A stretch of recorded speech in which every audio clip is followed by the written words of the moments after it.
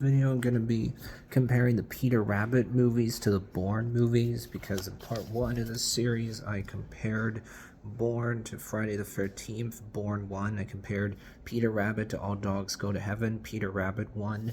We look at highest score for each franchise.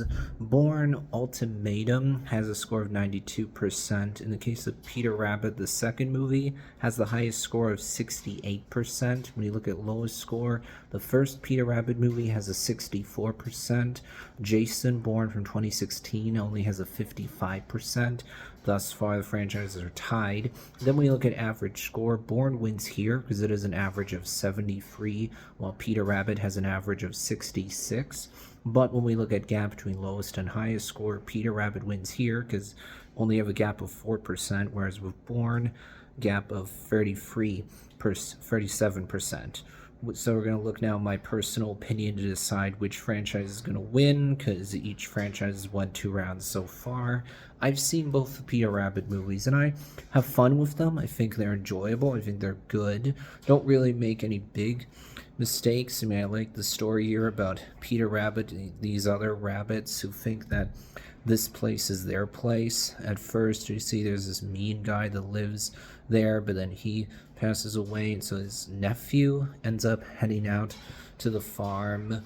He and this lady that the rabbits get along with well end up getting together. Then in the second movie, it's about the two of them getting married, and then them trying to figure out what to do next when it comes to her career, and so they end up getting involved with this publicist who wants to make the story really big.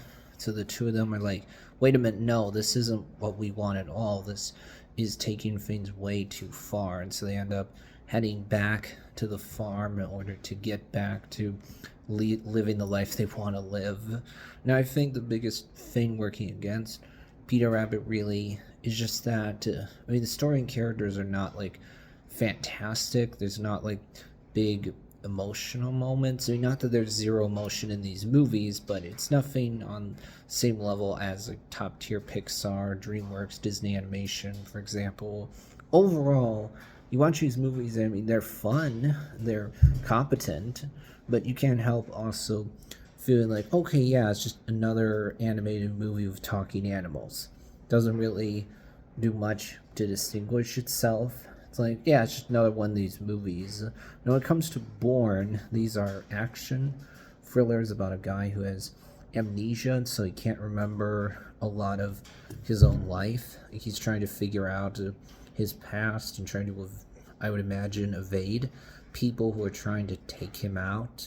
These films have Matt Damon in them. He's a really good actor. I definitely know him from watching Martian and Oppenheimer. But I haven't actually seen the Bourne movies. I mean, I've seen several R-rated action films, Equalizer, John Wick, Extraction, but I haven't seen the James Bond movies, which are explicitly spy movies. I've seen some Liam Neeson thrillers, yes, like Taken, Unknown, Nonstop, for example, but I haven't actually seen the Bourne movies. Now, Peter Rabbit, that actually is based on a book. It's nice to see the actor who played Hux in the Star Wars sequel trilogy in these movies as the guy who ends up heading out to the farm, who doesn't at first want Peter Rabbit or the other rabbits or other animals for that matter anywhere near the house. But then by the end of the first film, Peter and him come to an understanding. Thus, in the second film, they're certainly on better terms than they were before, where there was conflict. I think that the conflict makes sense. I wouldn't say that, like, oh, this feels unearned or anything along those lines. I mean, I think both the Peter Rabbit movies look good. The the acting is really well done.